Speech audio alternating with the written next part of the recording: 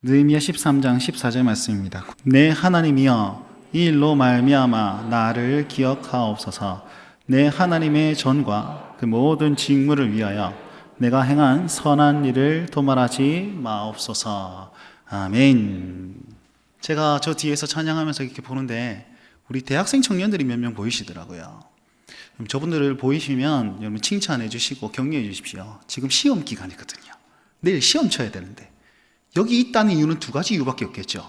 시험을 포기했거나 신앙이 엄청 좋거나 나는 시험 기간에도 불구하고 예배를 포기할 수 없어 이러면서 기도의 자리에 나온 친구들이 전자일까요? 후자일까요?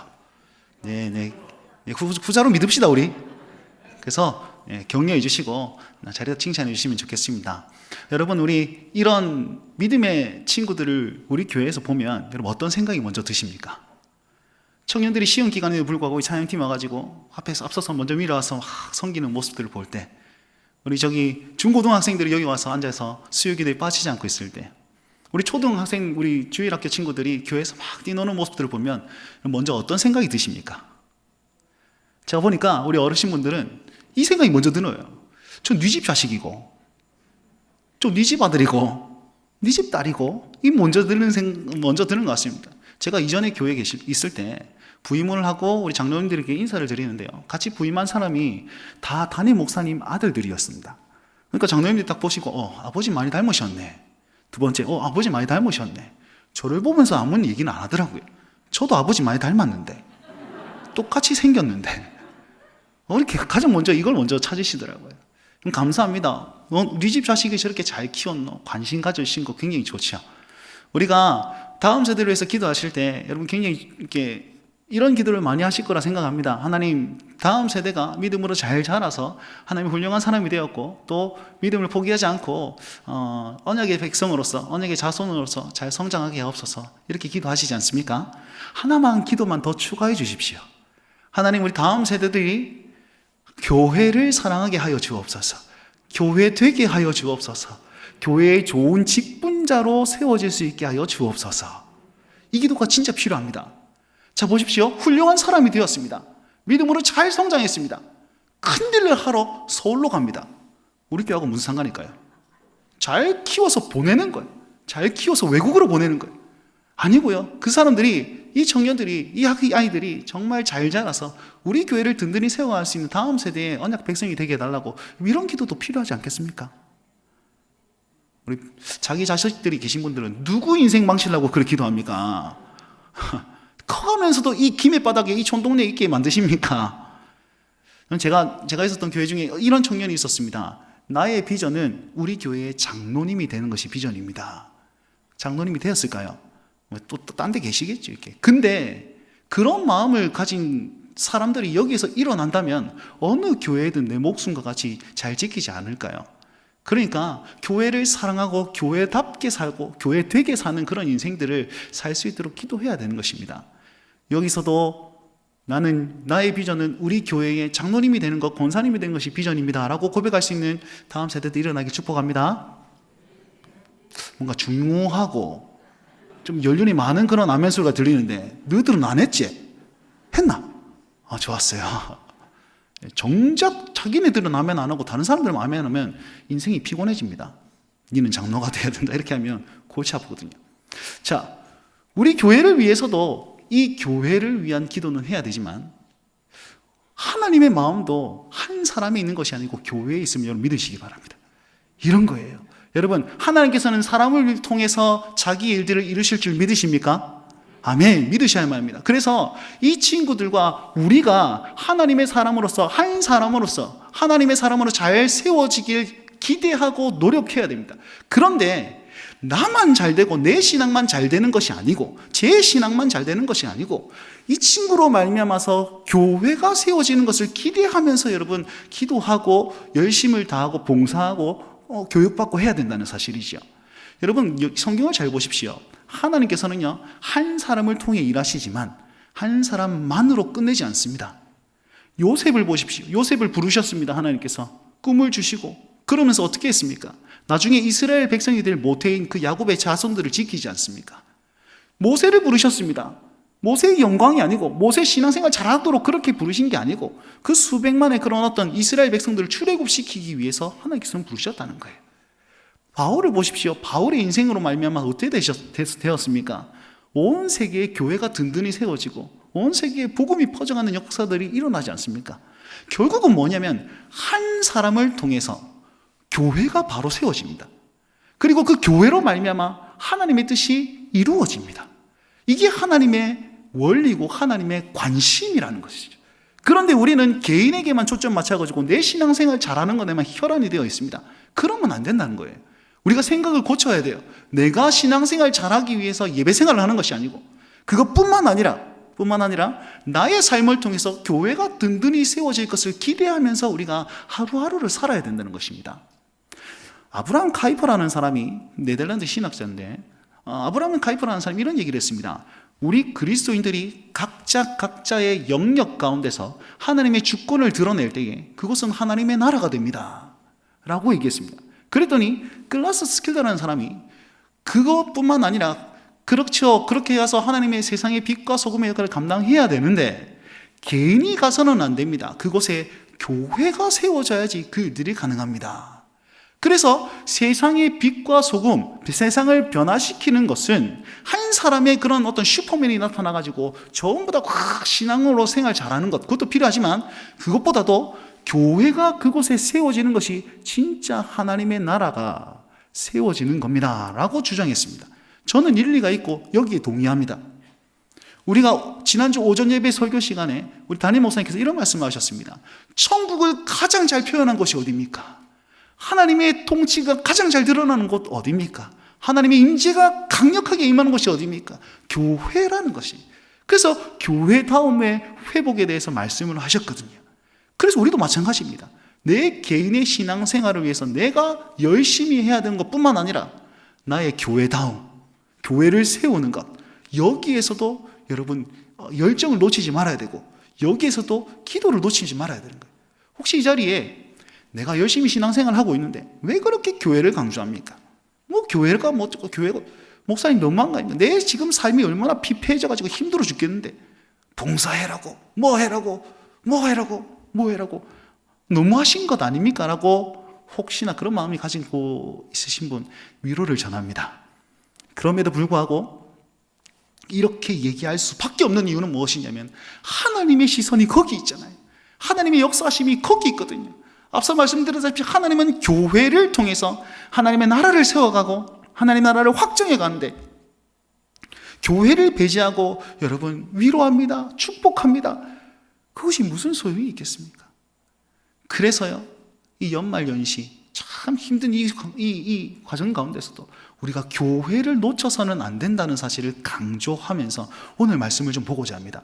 오늘 말씀 느헤미야 13장인데요. 느헤미야 13장 말씀을 보시면 진짜 한 사람이 얼마나 중요한지를 내비쳐 보이고 있고 또한 인간의 연약함이 얼마나 큰가도 나타내 보이고 있습니다. 그리고 결국은 이 한 사람이 교회를 그 이스라엘 백성들을 개혁하기 위해서 우리로 말미암아서 이제 우리로 적용하자면 교회를 개혁하기 위해서 얼마나 애를 썼으며 또 그 결과가 어떻게 되었는지 그리고 우리가 추구해야 될 것은 무엇인지에 대해서 잘 나타내 보이고 있습니다. 자, 오늘 13장 14절 말씀을 읽었는데 13장 전체의 말씀을 요약하면서 오늘 느헤미야 설교를 제가 마무리하도록 하겠습니다. 제가 이 13장 말씀을요, 이때까지 설교를 하려고 2번이나 열심히 했었습니다. 첫 번째 이렇게 냈는데 그때 담임 목사님 설교가 너무 똑같아가지고 제가 안 했거든요. 2번째 주보에 냈는데 제가 코로나 걸려서 그때 못했습니다. 이제 3번째 하게 되네요. 자, 보시면 오늘 13장 말씀은요, 좀 배경을 좀 알 필요가 있습니다. 자, 우리가 이때까지 에스라 느헤미야를 보았는데 BC 536년에 고레스라는 왕이 이제 너희가 예루살렘에 가서 성전을 회복해라, 민족을 회복해라라고 보냅니다. 그래서 거기서 열심히 성전을 짓습니다. 그리고 516년에 성전이 완공됩니다. 스룹바벨이 1차 포로기원에서 성전을 완공하죠. 그리고 나서 몇십 년이 지났습니다. 458년에 이제 성전만 잘 지은 게 아니고 우리가 성전된 삶으로 살아갑시다 해서 2차 포로기한 이 에스라로 말미암아서 영적 부흥을 일으킵니다. 붕이 막 일어납니다. 그래서 잘 되나 싶었는데 성벽이 완공되지 않아가지고 사람들이 힘들어하는 거예요. 그래서 3차 포로기 아닌 이 느헤미야가 또 쭉 데려와가지고 445년에 이제 성벽이 완공됩니다. 52일 만에 완공이 되죠. 그리고 난 다음에 12년 동안 이 느헤미야가 개혁을 시작하긴데 그냥 성벽이 완공된 것으로 그치지 않고 이제 우리가 하나님의 사람답게 살아봅시다 라고 하면서 개혁을 일으켜가지고 영적 부흥이 일어나죠. 에스라가 또 말씀을 낭독하고 해서 사람들이 결단합니다. 사람들이 회개하기 시작하고 또 절기를 지키기 시작하며 하나님을 찬양하기 시작했죠. 그리고 결단했습니다. 하나님, 우리가 절대로 성전을 포기하지 않겠습니다. 절대로 우리가 그냥 타락하지 않겠습니다. 타협하지 않겠습니다. 결단을 하면서 거의 뭐 이렇게 이 각서를 쓰고 도장 찍고 봉인해가지고 이걸 내가 만약에 지키지 않으면 우리가 하나님께 저주를 받겠습니다 라고 얘기하면서까지 그렇게 결단을 했단 말이에요. 정말 느헤미야 12장까지만 보면 정말 완벽합니다. 느헤미야는 12장까지 딱 끝냈으면 우리가 보기에는 완벽한, 근데 13장을 추가하는데 13장이 어떤 일이 일어나느냐, 13장 1절 말씀 보니까 그날이라고 표현을 하거든요. 자, 12장 끝나고 13장 1절의 그날까지는 좀 세월의 차이가 있습니다. 보시면 BC 432년경에 이제 부흥이 다 끝나고 예루살렘 성벽을 다 짓고 이제 느헤미야가 바사 왕궁으로 귀환합니다. 1장에 보시면 이 아닥사스 왕이 이렇게 얘기했거든요. 느헤미야, 네가 얼굴이 왜 그렇게 똥 씹은 표정이냐? 제가 저기 가가지고 우리 민족을 좀 살리고 오겠습니다. 왕이 이렇게 얘기합니다. 다시 오겠다고 약속하면 보내줄게. 그리고 나서 12년의 세월이 지나고 다시금 그 약속을 지키고 돌아갑니다. 자, 돌아가서 다시금 돌아와 보니까 그렇게 아름답게 개혁했던 그 모습들이 다 온데간데 없는 거예요. 그 기간이 얼마나 되었을까요? 그 바사 왕궁까지 한 4개월 정도, 편도 4개월이거든요. 그럼 왕복 8개월 아닙니까? 그럼 느헤미야 가가지고 다녀왔습니다, 안녕히 계세요 하고 다시 왔을까요? 보고도 하고 뭐 여러 절차가 있었지 않겠습니까? 결국은 한 1년 정도. 그리고 이 아닥사스 왕이 424년에 죽었습니다. 그러면 10년 터울 있잖아요. 결국은 1년 내지 10년, 최소 1년, 최대 10년 동안 자리를 비웠습니다. 12장 끝나고 13장 시작되는 것이 요 기간이 있었단 말이에요. 그 기간에 오늘 6절 말씀 보시면 내가 그때는 여기 없었다 이렇게 표현하거든요. 그리고 없었을 때 무슨 일이 일어나느냐면 난리가 나는 거예요. 그들이 결단했던 모든 것을 다시금 뒤엎는 거죠. 제일 처음 했던 것이 뭐냐면 암몬과 모압 사람을 축출하기 시작했습니다. 갔다 와 보니까 난리가 난 떡 보니까 모압 사람, 암몬 사람들이, 이스라엘 백성들이 다 들어와 있는 거예요. 자, 민수기 22장에서 25장까지 보시면 이제 발람에게 뇌물을 주어 저주하게 한 민족이 이 사람들이거든요. 그래서 너희는 이스라엘 그 회중에 절대 들어가지 못할 것이다 라고, 이스라엘 총회에 영원히 들어가지 못할 것이다 라고 하나님 말씀하셨단 말이에요. 그런데 버젓이 다 들어와 있는 거예요. 백성이, 그래 느헤미야 갔다 오고 이 율법을 듣고 섞인 무리들을 모두 분리하고 쫓아냅니다. 두 번째 딱 보니까 성전이 타락한 거예요. 성전에 도비아를 위한 큰 방이 있었다 이렇게 표현하고 있거든요. 도비아가 누굽니까? 이스라엘 성벽 공사를 그렇게 방해했던 방해 세력이었습니다. 그런데 성전 안에 이 도비아를 위한 방을 만들어줬는데 그 방의 원래 용도가 뭐였냐면 레위 사람들과 노래하는 자들의 11조를 두는 곳이었습니다. 11조는요, 이 레위인과 노래하는 자들, 제사장들의 사례비였습니다. 모아가지고 사례비를 줘야 되는데 그 방에 도비아가 뚝 들어가 있으니까 안 모았다는 뜻이 되지 않겠습니까? 그래서 이 느헤미야가 화가 나가지고 도비아의 물건을 다 내던지고 다 이렇게 불에 태워버립니다. 거룩한 것으로 다 채워버립니다. 그렇게 또 성전이 타락한 모습을 보고 이 느헤미야가 뚜껑이 열려가지고 확 정리를 하게 되는 거죠. 자, 이렇게 11조를 드는 곳에 도비아가 앉아 있으니까 앞서 말씀드렸다시피 레위인들의 몫이 없는 겁니다. 사례비를 줘야 되는데 사례비가 모이지 않는 거죠. 그래서 성전을 책임져야 될 그 사람들이 생계가 어려워져서 말씀과 성전을 관리해야 될 그들이 그 역할을 제대로 하지 못하게 되는 것입니다. 그래서 이 느헤미야가 이스라엘 백성들의 호통을 치면서 하나님의 전을 너희가 버렸다라고 꾸짖습니다. 그러면서 11조를 내도록 하고 이 11조를 관리할 수 있는 사람들을 다시금 세우죠. 개혁했던 것을 또다시 개혁하고 있습니다. 자, 그러면서 오늘 읽었던 14절의 말씀을 고백을 하는 겁니다. 하나님이여 이 일로 말미암아 나를 기억하옵소서. 성전에 행하던 일과 내가 하는 이 일로 말미암아 나를 기억하옵소서. 이렇게 고백을 합니다. 자, 그 다음에 이 사람들이 안식일을 범하고 있습니다. 안식일에 물건을 사고 팔면서 그렇게 행했다는 것이죠. 너희 조상들이 이렇게 행함으로 말미암아서 재앙을 받지 않았냐? 너희가 그러면서도 안식일을 범하여 진노를 더욱더 심하게 하느냐라고 또 호통을 치면서 안식일에 이제 장사하려고 다 누워 있는 그 사람들을 다 쫓아내고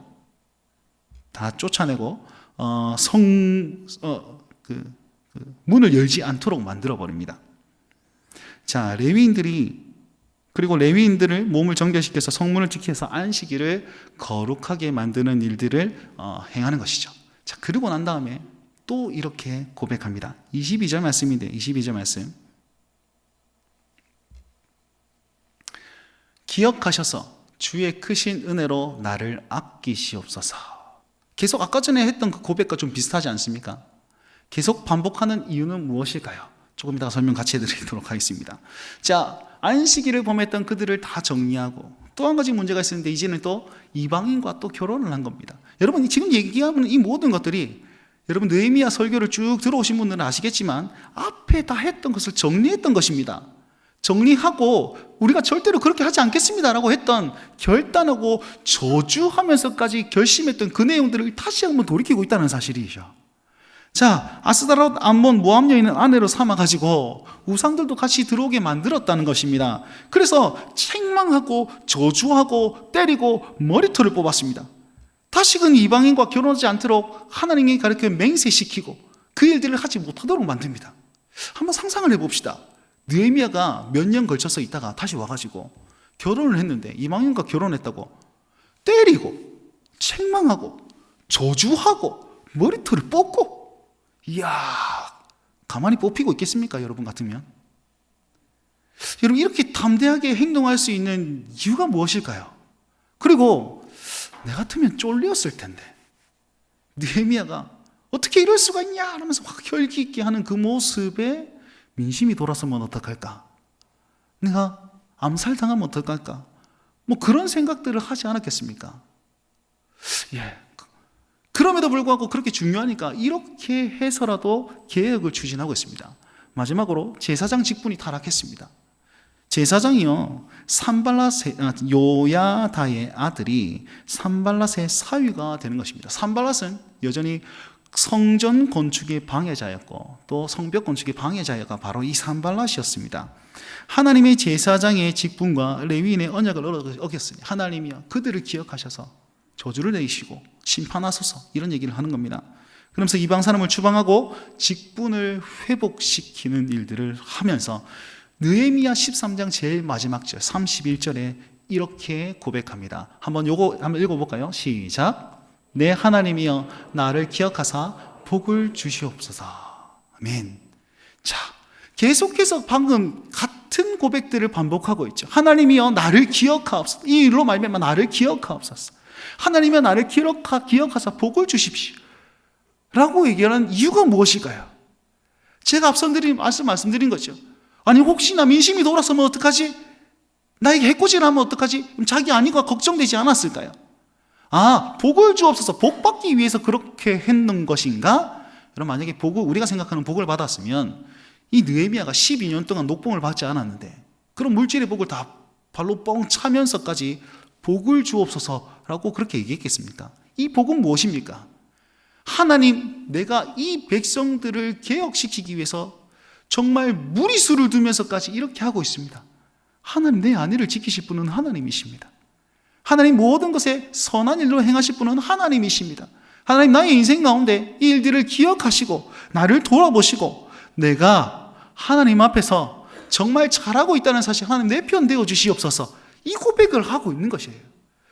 여러분, 느헤미야는 지금 이스라엘 민족들의 그 성전의 회복을 위해서 이스라엘 백성들이 하나님의 사람답게 사는 그것을 위해서 자기 인생은 뒤로 두고 하나님 앞에 이렇게 열심히 특심으로 나아가고 있는 모습들이 있는 거죠. 하나님이여, 내 인생은 주님께서 좀 맡겨주십시오. 나를 기억해 주십시오. 그러면서 이 백성이 하나님께로 돌아올 수 있도록 내가 개혁하며 나아가오니 하나님 도와주십시오 라고 자기 인생을 하나님께 맡기고 하나님의 사람답게 교회를 교회되게 하는 일에 자기 인생을 드리고 있다는 사실입니다. 여러분, 한 사람이 얼마나 중요합니까? 한 사람이 있었을 때는 이스라엘 백성들이 그렇게 영적 부흥이 있었는데 떠나가 버리니까 금방 타락하게 되는 거예요. 이게 우리 인생의 문제점 아니겠습니까? 인간의 본연의 모습이라는 거 사실이죠. 그리고 다시 한번 그 사람이 왔을 때 또다시 개혁이 일어나는 겁니다. 또다시 회복이 일어나는 겁니다. 여러분, 우리 이 시대에 이 한 사람은 누구일까요? 우리 이 시대에 나의 안위가 걱정이 되고 나의 미래가 걱정되지만 그럼에도 불구하고 교회를 교회답게 하기 위해서 헌신하고 그 바를 내딛고 그 길에 참여하고 내가 하겠습니다라고 얘기할 수 있는 그 사람은 누가 되어야 됩니까? 저와 여러분들이 되어야 될 줄 믿습니다. 여러분, 이 사람들이 있을 때에 교회가 개혁될 수 있고 교회가 교회다워질 수 있고 예배가 예배다워질 수 있다는 사실이죠. 우리는 이렇게 생각합니다. 주일날 찬양대를 보면서 찬양대가 왜 이렇게 듬성듬성이 비었노? 원형 탈모가 저기 왜 너 아무도 없노? 그런 마음이 든다면 그 자리는 여러분의 자리입니다. 그 원형 탈모를 메꿔주십시오. 나는 음을 잘 못 잡아. 괜찮습니다. 마스크 쓰고 계시잖아요.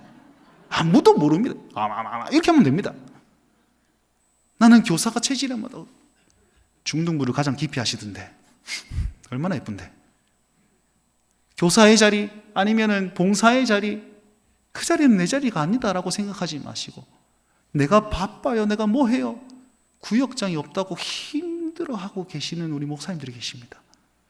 그 은혜의 자리에 하나님이여 나를 기억하시고 내가 교회를 위해서 이 한 걸음 헌신하겠습니다라고 고백하실 수 있는 그런 사람들이 우리에게 교회에 일어날 때에, 그 한 사람 한 사람들이 나타날 때에 이것이 정말 교회다워질 줄 저는 믿습니다.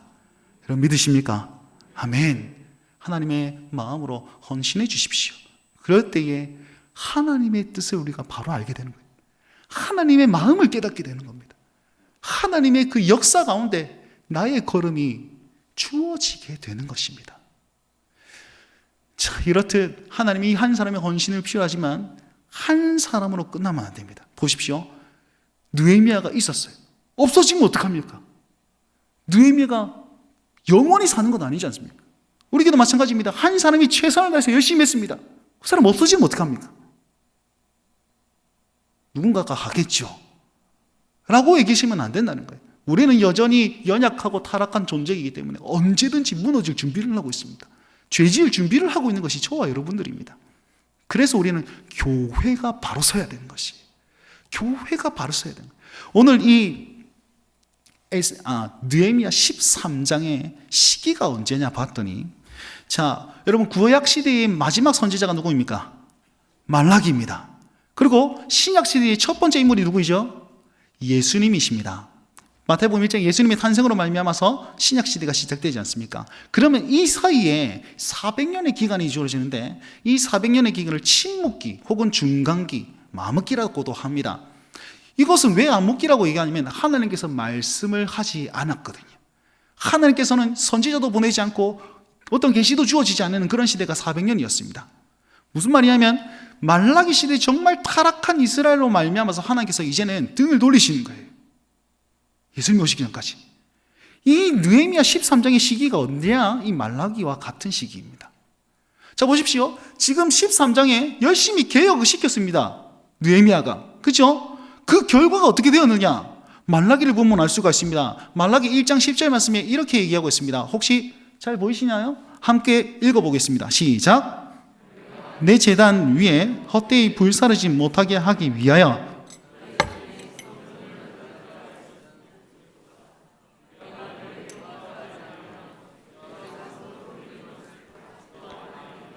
아멘. 말라기로 말미암아서 하나님께서 메시지를 전달하는데, 야, 누가 저 성전의 문을 닫아라. 아무도 들어오지 못하게 해라. 너희가 드리는 예배 토할 것 같아. 너희가 드리는 예배 안 받는다. 내가 위선적인 예배 안 받는다. 가식적인 예배 안 받는다. 못 오게 해라. 내 너무 힘들다. 말라기 이 얘기를 하는 거예요. 말라기에게 내가 너희를 기뻐하지 않는다. 너희 예배를 내가 받지 않는다. 그러니까 헛수고하지 말고 문 닫아라. 그따위 예배 내가 안 받는다. 하나님께서 이렇게 말씀하시는 거예요. 언제요? 느헤미야가 이렇게 있었을 때 13장에 개혁을 하고 열심히 성전을 회복하기 위해서 애를 썼지만 그럼에도 불구하고 느헤미야가 죽고 나고 혹은 느헤미야가 떠나고 나니까 또 타락해가지고 그 타락의 극치를 날려가지고 하나님께서 이제 더 이상 예배를 받기 싫어하는 지경까지 이르렀다는 거죠. 무슨 말씀을 하고 있는 겁니까? 한 사람이 열심히 했는데 안 되더라는 거예요. 안 되더라. 그러면 어떻게 하면 됩니까? 이 메시지가 주는 것은 무엇입니까? 사람으로는 안 돼. 내가 아무리 열심히 해도 안 돼. 안 되는 거 내가 왜 해? 하지 말자. 이 얘기를 하는 겁니까? 아니고 그게 아니고 이 시대를 딱 보면서 그렇게 타락하는 그런 우리 죄악상에 정말 참된 성전의 개혁은 누구로 말미암느냐? 바로 우리 구주 예수 그리스도로 말미암아서 우리 교로 예수 그리스도로 말미암아 참된 성전의 회복이 가능함을 여기서 보여주고 있는 겁니다. 믿으십니까?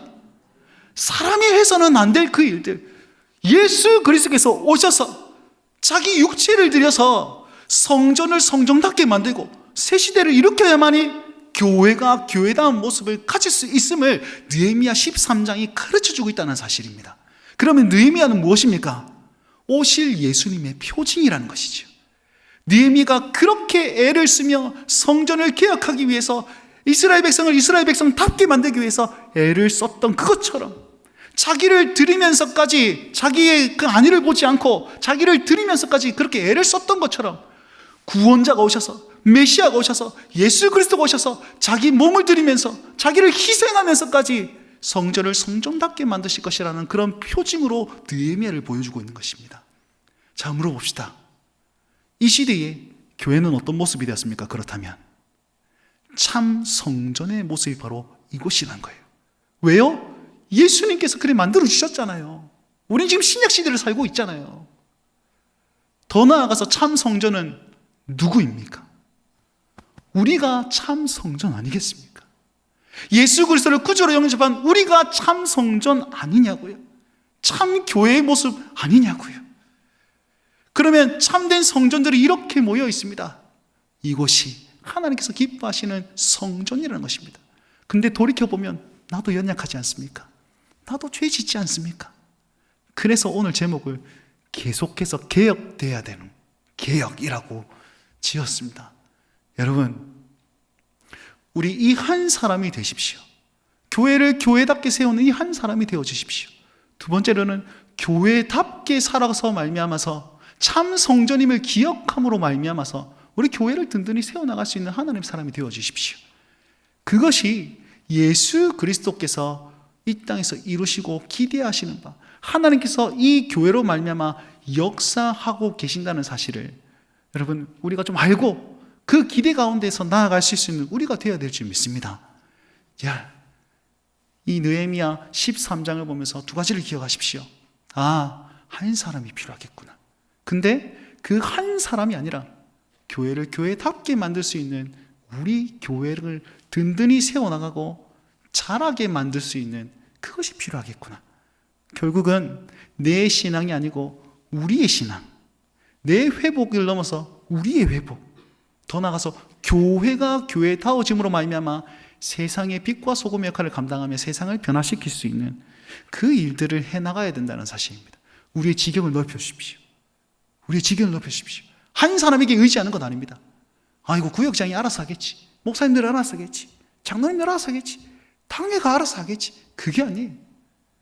그게 아니고 우리가 해야 되는 거예요. 참 성전된 우리가 교회답게 살 때에 개혁되지 않는 그곳이 개혁되고 변하지 않는 것 같은 그곳이 변화되며 정말 소망이 없던 그곳에 소망이 주어지고 회복이 없을 것 같은 그곳에 회복의 역사가 일어날 줄 믿습니다. 그것을 기억하고 기대하면서 우리 삶을 드릴 수 있는 우리 온 성도 되시길 주의 이름으로 축원드립니다.